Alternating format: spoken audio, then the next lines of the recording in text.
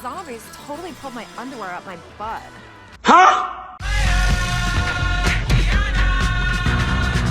Can't think of a better time to check out this bad boy, and that's because James Gunn has been killing it in the past couple of years. Peacemaker, the Suicide Squad, all the Guardians of the Galaxies, hell, he's even going to be directing a new Superman movie soon. Seems like that motherfucker has his hands in all types of superhero stuff these days, which is interesting because 10 years ago, he was involved with stuff like this.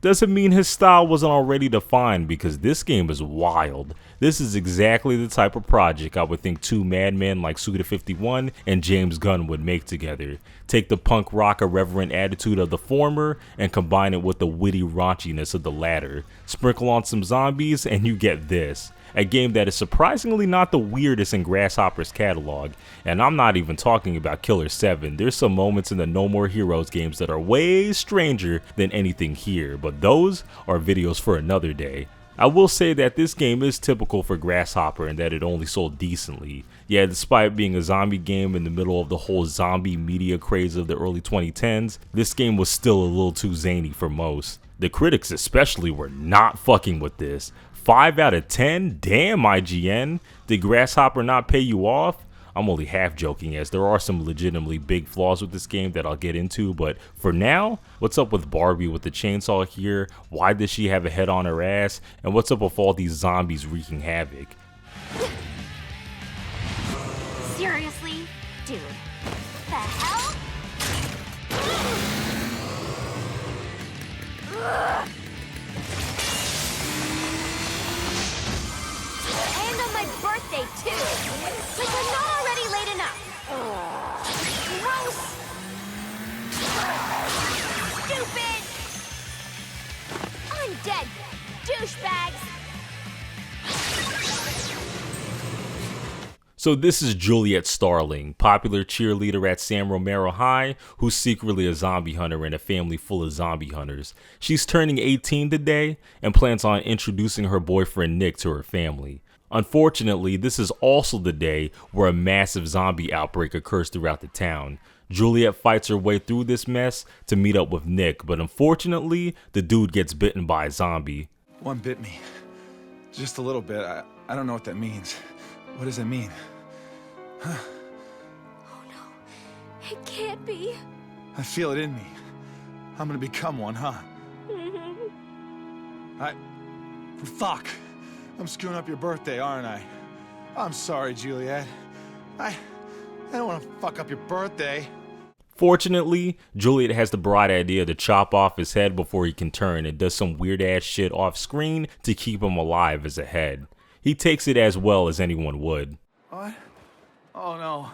I had to. Oh god! Oh fuck! Oh god! Where's my fucking body? Oh fuck! Don't get mad. I didn't know what to do. How am I still alive? How am I still talking without a fucking thorax? They cleanse part of the school of zombies and meet up with Juliet's master, Morikawa, who informs us that some asshole has cracked a portal between the rotten world and Earth, which is the reason for all the zombies. Turns out it was Marilyn Manson who did this to watch the world burn unironically. He further messes things up by summoning 5 alpha zombies called the Dark Purveyors, who reside in different locations across town.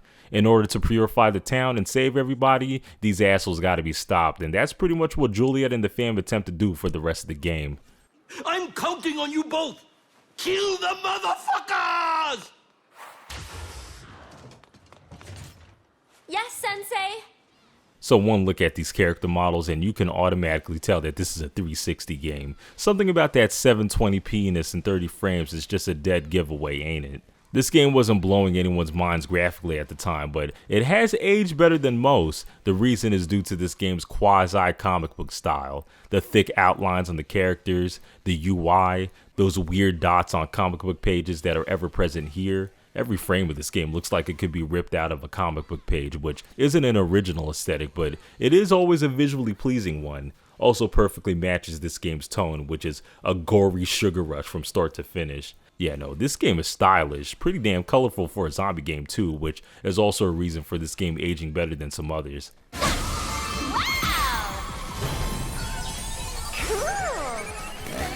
I'll tell you what's unsurprising though is how good this goddamn soundtrack is. The soundtrack for Grasshopper games always go hard, and the reason is because they more or less always have talented ass people doing them. For this game, not only do we got the legend Akira Yamaoka, who's more known for producing the soundtracks of the Silent Hill games, but we also got Mindful Self-Indulgence, a New York punk band whose music is as chaotic as the characters. You can expect a lot of punk songs, of course, but the range of music here is pretty damn wide. Everything from sugary pop to death metal to synthy funk. Sounds like it would be pretty jarring, but it completely complements the hard shifts in gameplay styles that this game likes to do sometimes.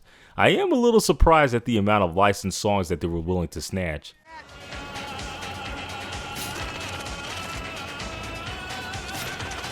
Awesome!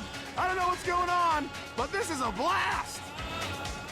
So this game doesn't play too differently from your usual hack and slash at the time. You play as Juliet, where you're constantly cutting down all the zombies in your way. You got some combos to learn that give you a variety of ways to lay down the whoop ass, and you can use your trusty chainsaw here to chop through the environment sometimes along with some extra stuff. The obvious difference here compared to others of its ilk is Juliet using a goddamn chainsaw instead of the usual big ass sword or something. Unlike other character action games where attacks are fast and instant, Juliet's attacks are slow and weighty, probably to emphasize how cumbersome fighting with a chainsaw would be, which I get. However, the combat does feel pretty sluggish because of it. Add the fact that your combos are less than a handful and you can't attack cancel, and yeah, the initial feel of it is automatically behind some others of its ilk. You have these pom-pom cheerleader attacks that do minimal damage and daze enemies after a while, and the idea here is to daze zombies and make them more susceptible to an insta-kill, which I can get behind on paper. The problem is once again just the feel of it. Your pom-pom and heavy chainsaw attacks don't flow into each other very smoothly, and add these low attacks that you're supposed to do sometimes, and yeah, the moment-to-moment combat starts to feel like it was thrown together last second. It's clunky as hell, but it's not completely unsatisfying. There is a certain joy in dismembering large swaths of zombies in a few sweeps, and the over-the-top girly aesthetic adds a layer of flash that makes the combat more engaging than it otherwise would be. Do wish that they would have chilled with these multi-zombie kill screens though. Every time you kill 3 or more zombies at a time, this seizure-inducing screen comes up to reward you with medals, and it feels pretty good the first couple of times it happens, but you soon find out how easy it is to kill multiple zombies, and these become annoying quick. The combat comes to a complete halt for a few seconds, and when you're going up against a real big group and are really slicing and dicing, you end up seeing this rainbow shit more than the actual gameplay. That aside, this game stays exciting due to its balls to the walls pacing and willingness to constantly switch things up. I never knew what to expect going through this game. One minute you're playing zombie head basketball, to escaping an exploding room under a time limit, to protecting an explosive birthday cake from fire zombies. And all of this is just one small sequence in the second level. Extrapolate this sort of pacing throughout a whole 6-hour game, and yeah, there's not a dull moment to be found. Later stages just switch up the whole aesthetic and gameplay entirely, like the whole Fulci Fun Center level where you're constantly shifting between recognizable arcade games. It was pretty neat. Juliet, can I ask you something sort of sensitive? Oh, yes, Nick? My face is stuck in your butt. Can you move it a little? Oh. Not all of these minigames are winners though. That baseball one, pain in the dick. You get the chainsaw blaster and you're supposed to blast all these zombies away from Nick as he clears the bases, but the aiming is so ass that even upon completion it doesn't feel right. The game knows that the aiming is ass too because the lock-on is serious. Ironically, it sometimes makes the aiming worse, as sometimes you need to shoot where the zombies are going, but the game thinks you want to shoot where the zombies are and will shoot your reticle back, causing you to miss more shots. This block minigame where you have to start all the way over after death was also a pain, although I will admit that my failures here were more of a skill issue. Aw, no. No! If only I had protected you. Still, I appreciate this game's willingness to experiment. This is one of those games where the lack of cohesion actually fits the tone. You can tell that this is a 7th gen game though, with all these damn QTEs. My attitude towards them here are the same as in every other action game. Don't really care for the instant deaths, but they lead to some cool moments against the bosses and stuff. Juliet, you're kinda hot when you kick ass. And speaking of the bosses, yeah, they're a highlight of this game. Would expect no less from the No More Heroes guys. None of the bosses here cross into amazing tier like some from those games, but they're all at the very least visually exciting wild rides that cap off their respective levels in a hype-ass way. I like how all of them are different representation of music genres. This Zed guy is obviously punk, this Viking guy is Viking metal, this hippie chick is psychedelic rock, this Joseph guy is funk, and this Lewis Legend guy is old-fashioned hard rock. Whoever designed these guys clearly had a love for music, which I can relate to. Only thing they missed was a Rob Zombie knockoff, but I guess that would be too on the nose, huh? This game is pretty damn short, being only 6 hours. Not usually a deal breaker for me, as I usually prefer shorter experiences these days, but one more level wouldn't have hurt, especially since this game is so damn short that it's impossible to unlock everything your first time through. Like, it doesn't matter how well you play. You can save every student, explore every nook and cranny of a level, and the money will still be tight. Don't really mind a game this short incentivizing me to play it again, but at least allow me to use the gain abilities that I got. For whatever reason, abilities like the Chainsaw Dash and Chainsaw Blaster are only usable after you get them in their respective levels, which is weird. Juliet, I am so totally gonna masturbate to you tonight.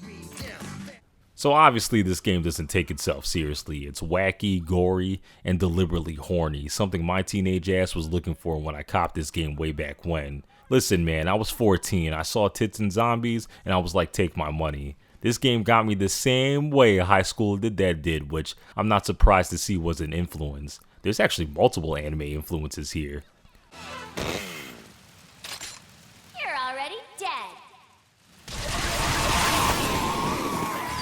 I mentioned earlier that the reason that this game stays interesting all the way through is because of the quirky level design, and yeah, that's only half of it. The other half is simply the crazy characters that we follow along the way. Juliet is practically Harley Quinn without the psychopathy, and she's just a fun character to watch. Her chemistry with Nick is just great. Poor guy loses his whole body and doesn't really want anything to do with this shit, but he has to tag along anyway. He's pretty much the most normal person in this whole game, and his reactions to Juliet's airheadedness leads to some funny quips. Killing zombies gives me total wood. That's a weird thing to say. Not sure to what extent James Gunn had his hand in this game, but you could tell there was at least some involvement. There's not really much to say about the story itself though. It's your typical video game plot of saving the world. In a lot of ways, it feels like this whole game was constructed to just be a love letter to rock and roll. Nothing really wrong with that. This game obviously wasn't trying to be anything but absurd fun. Daddy! Mr. Starling?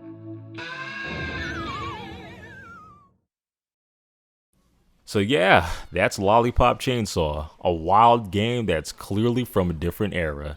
I had no idea what to expect going back to this after so long. It hasn't aged the greatest, but I still had a good time with it. The tongue-in-cheek campiness and vulgarity won't be for everyone, but if you could get down with it, then it's definitely worth a playthrough. If you can get your hands on it anyway.